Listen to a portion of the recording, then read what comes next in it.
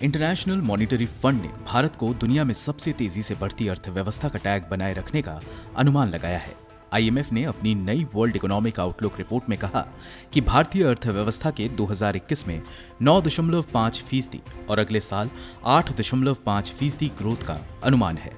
IMF के मुताबिक यह उम्मीदें मंदी से उबर रही भारत की अर्थव्यवस्था के लिए एक शुभ संकेत है। वित्त वर्ष 2021 में अर्थव्यवस्था में 7.3% की नकारात्मक ग्रोथ देखी गई थी। आईएमएफ की चीफ इकोनॉमिस्ट गीता गोपीनाथ ने कहा कि भारत के लिए इस साल ग्रोथ प्रोजेक्शन में कोई बदलाव नहीं किया गया है।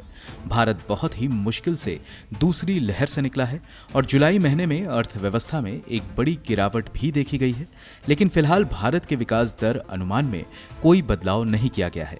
आईएमएफ ने भारत के आर्थिक ग्रोथ रेट का अनुमान जुलाई महीने में 9.5% कर दिया था, जिसमें अब आईएमएफ द्वारा 31 मार्च 2022 तक के लिए कोई बदलाव नहीं किया गया है। हालांकि मई महीने में कोरोना महामारी की दूसरी लहर की पीक से पहले अप्रैल महीने में भारतीय अर्थव्यवस्था के 12.5% की दर से ग्रोथ का अनुमान लगाया था, जिसमें जुलाई महीने में 3% की कटौती कर दी गई थी और इसे 9.5% कर दिया गया था।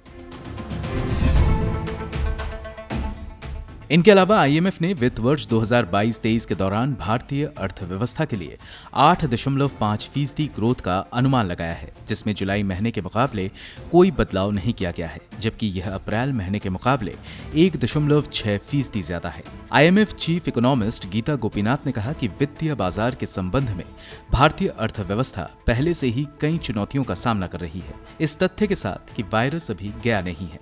वैक्सीनेशन को लेकर चीफ इकोनॉमिस्ट ने भारत की प्रशंसा की और कहा कि टीकाकरण दरों के मामले में भारतीय अच्छा कर रहे हैं और यह निश्चित रूप से मददगार है। हालांकि फिच रेटिंग एजेंसी ने चालू वित्त वर्ष के लिए भारत के आर्थिक ग्रोथ का अनुमान जून महीने में 10% के मुकाबले पिछले हफ्ते 8.7% कर दी है, जो कि कोरोना महामारी की दूसरी लहर से पहले 12.8% के मुकाबले 4.1% कम है। इनके अलावा फिच रेटिंग्स ने वित्त वर्ष 2023 के लिए भारतीय अर्थव्यवस्था के बेहतर ग्रोथ की उम्मीद जताई है। एजेंसी के मुताबिक अप्रैल 2022 से शुरू होने वाले अगले वित्त वर्ष में भारतीय अर्थव्यवस्था 10% ग्रोथ रेट के साथ बेहतर प्रदर्शन कर सकती है, जबकि जून महीने में यह विकास दर अनुमान 8.5% थी।